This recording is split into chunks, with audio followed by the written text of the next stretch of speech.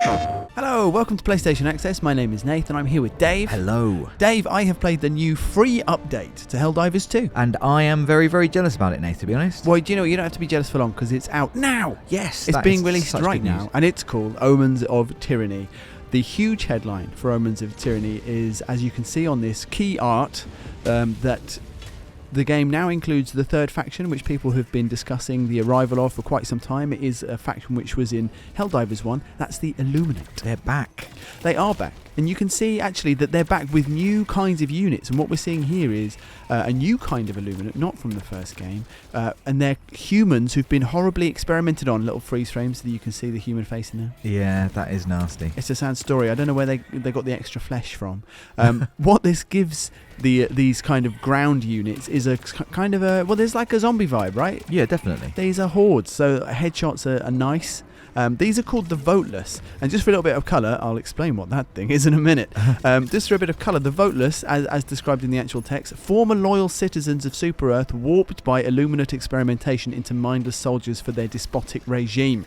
They've been stripped of something even deeper than their humanity, their capacity to participate in the democratic process. Oh, that's terrible. Horrible story. They do look slightly like they don't want to be doing it. They're not going to polling day.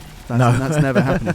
And in the background there, what we can see, really buried the lead there, is a harvester, a giant tripod, spindly machines that stalk the battlefield, reaping patriotic innocence with their cycloptic death beam. Yeah. Which you definitely don't want. Although if you have a death beam of your own, then you can take them out. That's true. Death beam versus death beam, which one will win? I'm glad to see yours as one there. And it's still going. Oh, it's going to mince up these little lads.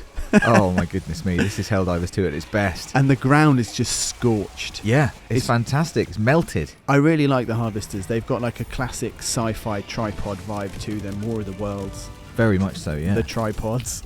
And also, they'll kill you. Why do aliens think tripods are better than quadrupeds? We'll see in the oncoming galactic battle whether they're correct. Yes, absolutely. You can see that's how they spawn in, that little dropship kind of beaming people down. And one of the units they beam down, look, I throw a stratagem and I'm just hoping, please, please. Just not even shooting, just watching. I know. I really hope oh God. And they're overseers. So those are actual Illuminate.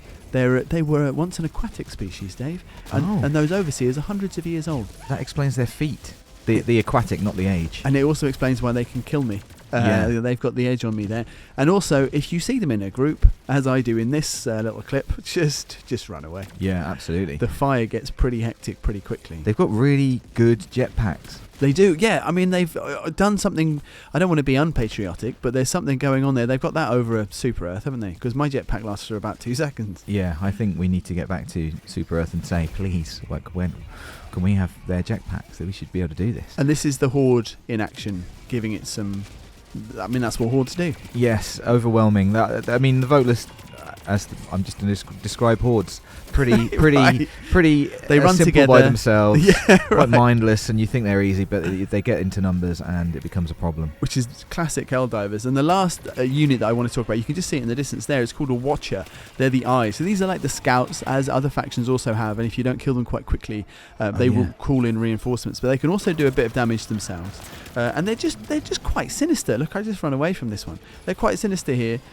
Eyes of the Illuminate, according to the description. These floating droids scan for free-thinking life forms and report them to their masters for enslavement or eradication.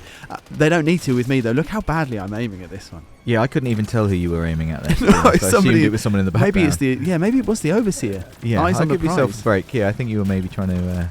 The other thing you've got to watch out for Watchers, Dave, is that they do explode. Oh dear. So you can't be too close to them when you get rid. I think that's it for the new factions. But one of the things that come along with the new factions is we're getting to see a bit more of the colonies. Yeah. And we're seeing the colonists, not at their best, but we're also, this kind of introduces an element of urban warfare to Helldivers 2 for the first time. So there are these colonial sort of enclosures or cities, and they have gameplay that has been not seen in Helldivers so far. Exploding cars, cover, kind of urban environments. Obviously the kind of Horde gameplay, now that the Horde is made up of basically humans, also gives it a kind of a horror vibe. It's a whole different kind of environment. Yeah, the way that everyone's sort of channeled in and funneled in, very, very different. Again, I guess the Horde's just a different kind of enemy to face off, and there's something unsettling about being in a more recognisable town. Yeah, that's right, and just interesting to have different kind of elements. It's really popping off in there. That's all I wanted to show with this clip. There's fire, there's purple lights. I'm excited about exploding cars. That sounds like a very cool little tactical nuance. Yeah, definitely, and also I think that you can spawn in on top of some of these buildings.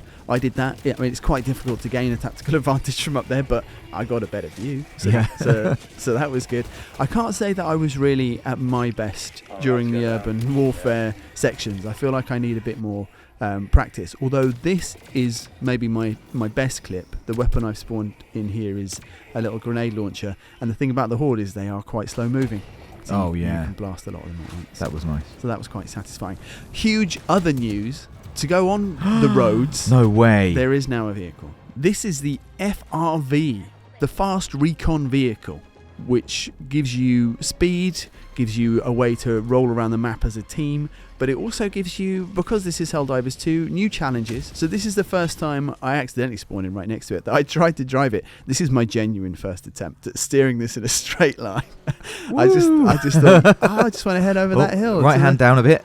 Yeah, it's tricky, and if you can see at the bottom that it's actually there are gears which you shuffle along using R1 and L1. Oh wow!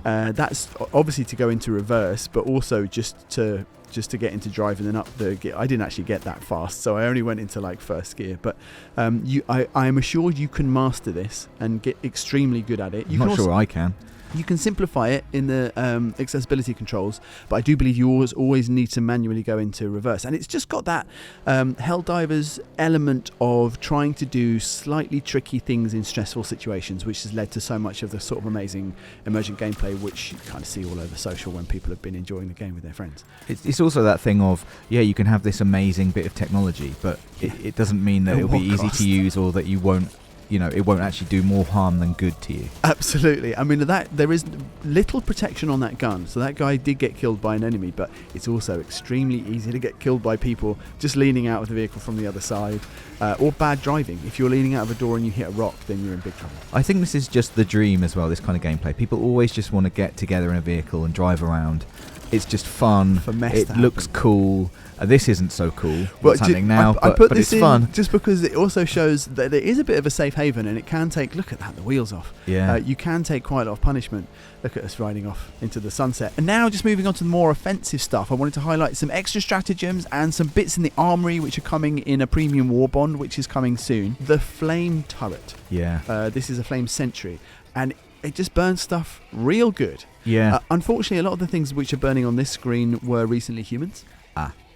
But they're very flammable. They burn well. They do, but unfortunately they burn well, so they've made the vehicle. And this is kind of a very slightly longer clip of me actually calling down a sentry, and just, I think that shield's new as well, nice broad shield. And just how these things play out, how so bringing together a few of the things we talked about, it's me bravely being blown up the stairs, just how the overseers work in the urban environment with a big flame turret. This is my gift to you. Yeah, I mean, it's fantastic. There's not much to say about a flame turret. It does exactly what it says on the tin, but seeing it in action, just creating that whole field, seeing it out of action now. Yeah, don't shoot your own flame turret is one of the lessons that we should take from... Just a whole area of effect. It's very cool. And the last thing I want to talk about is a couple of extra melee weapons, some in the new Warbond, some in the Superstore. Actually, a couple of shock weapons in particular that I wanted to highlight. And this is one of those, one of them is slightly shorter, like a baton, and this is more of a kind of a spear. And they are the most effective kind of crowd control weapons that I think I've used in Helldivers. I haven't unlocked everything on my save, but I loved that it stuns them for a second. Obviously, there's a little bit of range on this one as well. Yeah.